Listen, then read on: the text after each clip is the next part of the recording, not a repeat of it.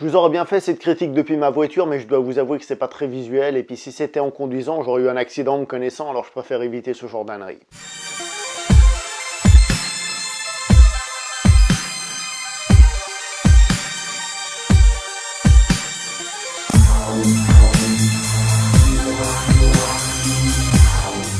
Bonjour à vous les cinéphiles et bienvenue pour cette nouvelle critique poussiéreuse. Aujourd'hui on va parler d'un film un peu oublié, non pas parce qu'il est mauvais, au contraire c'est un excellent film, mais c'est un de ces films qu'on n'a pas tendance à citer. C'est un film d'action et généralement quand on parle d'un film d'action de ces années-là, on a tendance à citer Die Hard, moi le premier d'ailleurs on dit toujours Die Hard un peu comme une référence, et puis après on part sur peut-être des films qui ont été tournés par des acteurs cultes, Schwarzenegger, Stallone, et on a tendance à ne pas assez citer ce film, je trouve, puisque aujourd'hui nous allons parler de Speed, un film de 1994 réalisé par Jan de Bont, avec dans les rôles principaux Keanu Reeves, Sandra Bullock ou encore Dennis Hopper.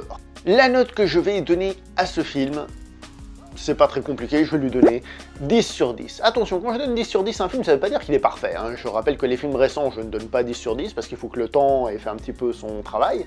Et là, le temps l'a fait, j'ai revu ce film, il est toujours aussi bon, il est toujours aussi génial, il est toujours aussi jouissif. Donc 10 sur 10, malgré qu'il soit pas parfait, évidemment. Donc ce film est réalisé par monsieur Jan de Bont, un réalisateur qui a commencé son travail de réalisateur un peu sur le tard, parce qu'avant tout, il était directeur de la photographie, il a travaillé avec les plus grands, entre autres Ridley Scott ou encore John McTiernan. Et si je précise John McTiernan, c'est parce que ce film, c'est clairement la continuité de Die Hard, et il fait des références à Die Hard dans plein de petites choses.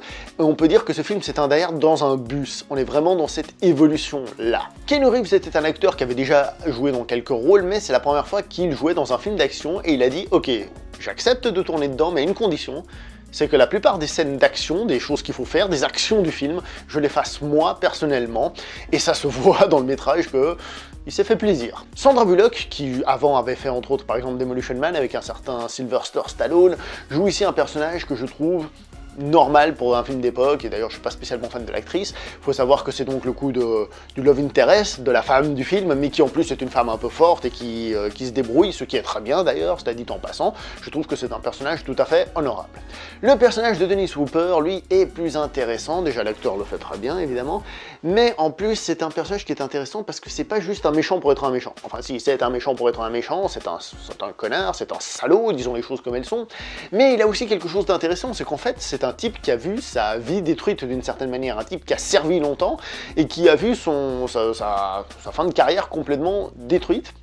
Et c'est intéressant, je resterai comme d'habitude, c'est intéressant parce que c'est quelque chose que, vu la situation dans laquelle on vit actuellement, on se dit que c'est une situation qui, hélas, pourrait se produire, que les gens dans notre société, dans notre monde, pourraient avoir la réaction qu'a ce personnage-là, et par conséquent, ça rend ce personnage affreusement crédible, hélas. Ce film s'appelle Speed. Au Québec, il est connu sous le nom Clanche, ce qui fait beaucoup rire les Français, évidemment. Ben oui, il y a des mots qui sont pas forcément pareils partout quand on parle la même langue, hein. Il n'empêche que si ce film s'appelle Speed, c'est pas pour rien, c'est parce que le rythme de ce film est effréné. Ça ne s'arrête jamais, ça enchaîne. Il y a une scène d'intro, si on sait que c'est juste une scène d'intro, et ben elle est excellente aussi. Ensuite, il y a le centre du film, magnifique, ça n'arrête pas, ça enchaîne, les péripéties, bam, bam, bam, non-stop. Et ensuite, on a le final, qui peut décevoir dans le sens où on a passé un peu la phase centrale, j'essaye d'être vague, mais en parlant en même temps, ça veut tout et rien dire, c'est assez horrible. Donc on a cette phase centrale qui fait monter le pulsomètre à un niveau extraordinaire, et après c'est vrai que quand on arrive à la fin, il faut un peu se remettre dans le bain, mais il n'empêche qu'elle est quand même vachement réussie cette fin aussi. Nous sommes en 1994, et donc ici il n'y a pas de CGI, c'est un film d'action à l'ancienne où justement les acteurs sont obligés de donner un peu de leur personne. Alors évidemment il y a des doublures à des moments, il y a des choses qui sont faites par des maquettes, hein, je pense à l'ascenseur au départ et des choses comme ça, mais il n'empêche qu'il y a ce petit côté tangible que l'on aime beaucoup et qui fonctionne parfaitement bien. À la réalisation, donc, nous avons monsieur Jan de Bont qui fera par la suite Twister, un film que j'avais vu il y a très longtemps, je peux pas vous dire si j'ai aimé ou pas, et il a fait Tomb Raider numéro 2. Voilà quoi. Mais ce film-là, comme j'ai dit, c'est un excellent film, et on voit que le gars a quand même vécu, on va dire, le cinéma avec les plus grands, et qu'il a su de qui s'inspirer, parce qu'il sait placer sa caméra, c'est très bien filmé, il n'y a aucun souci, et comme j'ai dit, la principale force de ce film, c'est son rythme. Le film a révolutionné au niveau du rythme, et d'ailleurs, j'ai même envie de vous dire que ce film est une espèce de proto Die Hard 3. Regardez l'histoire. Qu'est-ce qui se passe? Un méchant qui contacte un flic en lui disant « Fais ce que je te dis, sinon il y a une bombe qui va exploser et puis il y aura des morts, donc fais ce que je te dis, cours dans tous les sens parce que je te le dis. » Je simplifie, mais ça pourrait être le scénario autant de Die Hard 3 que de ce film-ci. Et ce film, j'ai aussi envie de vous dire que c'est finalement le chaînon, non pas manquant, mais le chaînon entre Die Hard et par exemple les films de Michael Bay. Alors quand je dis les films de Michael Bay, on se calme tout de suite, je suis pas en train de parler de Transformers, pour ceux qui savent pas. Parce que maintenant, à chaque fois qu'on parle de lui, c'est pour parler de Transformers. Non, je parle de son époque Bad Boys, je parle de son époque The Island, je parle de son époque Rock, ce genre de film d'action qu'il faisait. Et ce film, c'est vraiment une espèce de transition de l'un à l'autre. C'est des scènes de poursuite et tout ça qui influenceront certainement un type comme Michael Bay. Et qu'est-ce que ce film, si ce n'est un mélange de Die Hard, donc une situation de prise au piège, une situation de siège, avec un film à la Michael Bay, avec des super poursuites, puisque finalement c'est une situation de siège dans un véhicule, donc qui bouge, donc il y a de la poursuite, et il y a la prise d'otage, le côté siège. Deux petites anecdotes comme ça, rapides au passage.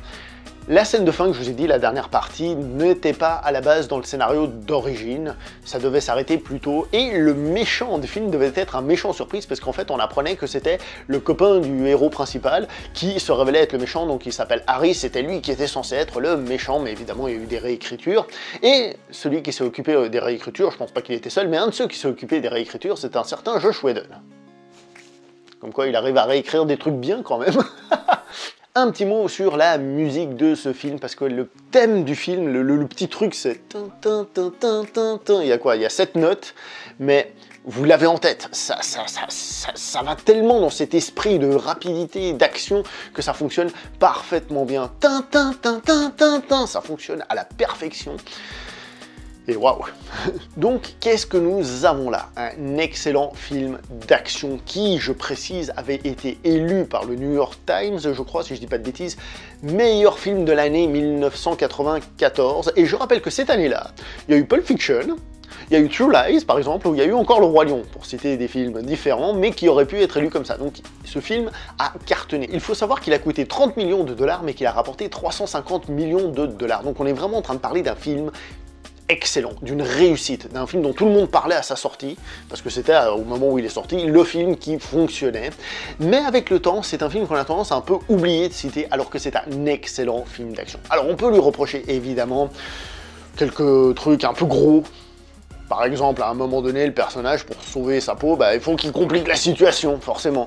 Mais le film fonctionne très très bien, et si vous ne l'avez pas vu, je ne peux que vous le recommander, et si vous l'avez vu, dans les commentaires pour festoyer à quel point on adore ce film. Comme vous le voyez, plus qu'une critique avec cette vidéo, ce que j'ai surtout, c'est de motiver les gens à voir ce film, ceux qui ne l'auraient pas vu ce film, ceux qui n'auraient jamais entendu parler de ce film, ceux qui n'auraient jamais fait le pas de voir ce film, et de se dire, tiens, ce soir, je regarde Speed, parce que c'est un film qui vaut vraiment la peine.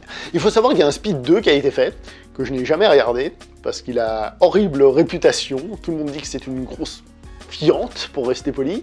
Non, c'est pas poli. Mais voilà, je ne l'ai pas vu et je ne compte pas le voir, mais en tout cas, Speed, premier du nom, foncez. D'accord? Perdez pas de temps, foncez le voir à pleine vitesse. Et que ça clenche. Bon, je vais m'arrêter là, je pense que vous avez une vision d'ensemble en évitant de vous raconter l'histoire. On se voit prochainement pour une prochaine vidéo. S'il vous plaît, likez, commentez, partagez, discutez en bas. Quand je dis commenter, parlons de ce film qui, franchement, mérite d'être plus mise en avant, je trouve. On se voit prochainement pour une prochaine vidéo. Ciao tout le monde.